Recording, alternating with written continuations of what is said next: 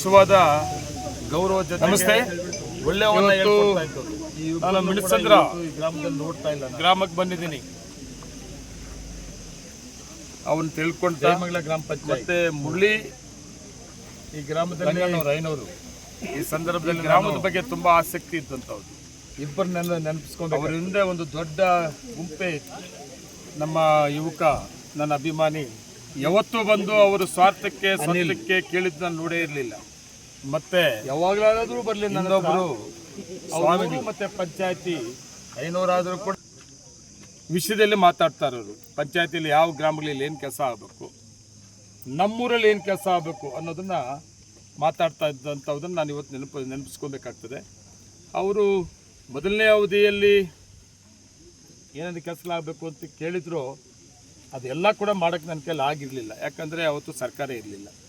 ಮತ್ತು ಎರಡನೇ ಅವಧಿಗೆ ನನ್ನನ್ನು MLA ಮಾಡಿದ ಮೇಲೆ ಸರ್ಕಾರ ಇರೋದ್ರಿಂದ ಇವತ್ತು ಸುಮಾರು ಅನುದಾನಗಳು ಸರ್ಕಾರದಿಂದ ತಗೊಂಡಿರೋದ್ರಿಂದ ಅದರಲ್ಲಿ ನಮ್ಮ ಮಿಣಸಂದ್ರದ್ದು ಕೂಡ ಏನು ಡಿಮ್ಯಾಂಡ್ಸ್ ಇತ್ತೋ ಈ ಗ್ರಾಮದವ್ರದ್ದು, ಮುಖ್ಯವಾಗಿ ಹೊಸೂರು ಮುಖ್ಯ ರಸ್ತೆಯಿಂದ ಚನ್ನಗಿರಿಪುರವರೆಗೂ ರಸ್ತೆ ತುಂಬ ಕೆಟ್ಟದಾಗಿತ್ತು. ಆ ರಸ್ತೆಯನ್ನು ಕೇಳಿದರು.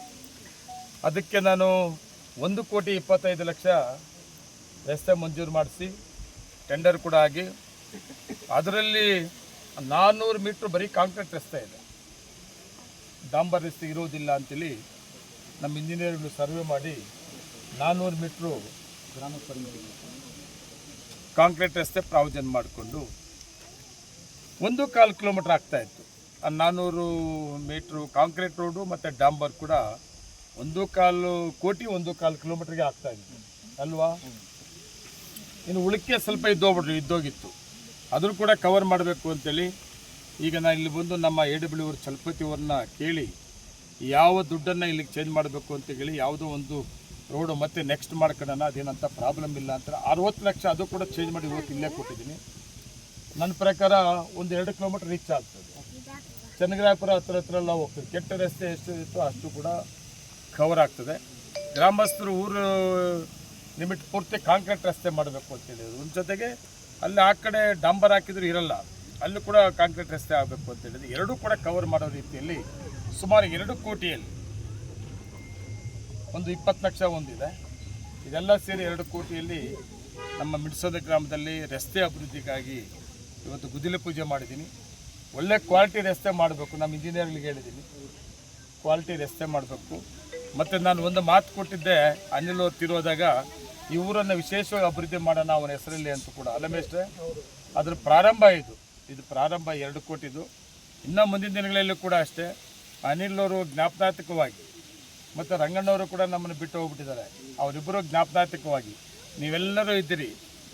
ಅವ್ರ ಹೆಸರು ಉಳಿಯೋದಕ್ಕಾಗಿ ನಾನು ಇನ್ನೂ ಏನೇನು ಕೆಲಸ ಇದೆ ಈ ಊರಲ್ಲಿ ನಾನು ವಿಶೇಷವಾಗಿ ನಾನು ಮಾಡಿಕೊಡ್ತೀನಿ ಅಂತೇಳಿ ಈ ಸಂದರ್ಭದಲ್ಲಿ ಹೇಳಿ, ಮತ್ತು ಇನ್ನೂ ಒಂದು ವಿಷಯ, ಯಾವುದೇ ಕಾರಣಕ್ಕೂ ನನ್ನ ಮೇಲೆ ಇರೋ ನಂಬಿಕೆನ ಕಳ್ಕೊಂಬೇಡ್ರಿ. ಯಾವುದೋ ಒಂದು ಸ್ಮಾಲ್ ಡಿಫ್ರೆನ್ಸಿಂದ ಅದನ್ನೇ ಇಟ್ಕೊಂಬೇಡ್ರಿ. ಯಾವತ್ತೂ ಕೂಡ ನಿಮ್ಮ ಇದನ್ನು ನಾನು ಯಾವತ್ತೂ ಉಳಿಸ್ಕೊಂಡು ಹೋಗ್ತೀನಿ ಅಂತೇಳಿ ಈ ಕೆಲಸ ಪ್ರಾರಂಭ ಆಗಿದೆ. ಆದಷ್ಟು ಬೇಗನೆ ಈ ಕೆಲಸ ಕಂಪ್ಲೀಟ್ ಮಾಡಿಸ್ತೀನಿ. ಇವತ್ತಿಂದ ಕೆಲಸ ಪ್ರಾರಂಭ ಆಗ್ತದೆ.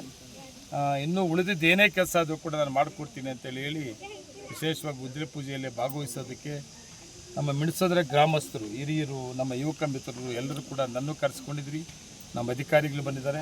ವಿಶೇಷವಾಗಿ ನಮ್ಮ ಮುಖಂಡರುಗಳೆಲ್ಲರೂ ಕೂಡ, ನಮ್ಮ ಬ್ಲಾಕ್ ಕಾಂಗ್ರೆಸ್ಸಿನ ಅಧ್ಯಕ್ಷರಾದ ನಮ್ಮ ರಾಮಮೂರ್ತಿ ಬಂದಿದ್ದಾರೆ. ಅದೇ ರೀತಿ ಜಿಲ್ಲಾ ಮಹಿಳಾ ಕಾಂಗ್ರೆಸ್ಸಿನ ಅಧ್ಯಕ್ಷರಾದ ನಮ್ಮ ಹೇಮಮಾಲಿನಿ ಅವರು, ಮತ್ತು PLD ಬ್ಯಾಂಕ್ ಅಧ್ಯಕ್ಷರಾದ ನಮ್ಮ ಬಾಳಗಿರಿ ಸೀನು ಅವರು, ಮತ್ತು ಪಕ್ಕದ ಗ್ರಾಮ ಪಂಚಾಯತಿಯ ಸುಮಾರು ಜನ ಮುಖಂಡರುಗಳು ಎಲ್ಲರೂ ಕೂಡ ಇವತ್ತು ಜಯಮಂಗಲ ಗ್ರಾಮ ಪಂಚಾಯತಿ ಮುಖಂಡರು ಕೂಡ ಎಲ್ಲರಿಗೂ ಕೂಡ ಭಾಗವಹಿಸಿದ್ದೀರಿ. ನಿಮಗೆಲ್ಲರಿಗೂ ಕೂಡ ನಾನು ಧನ್ಯವಾದಗಳು ಹೇಳ್ತಾ ಇದ್ದೀನಿ. ನಮಸ್ಕಾರ.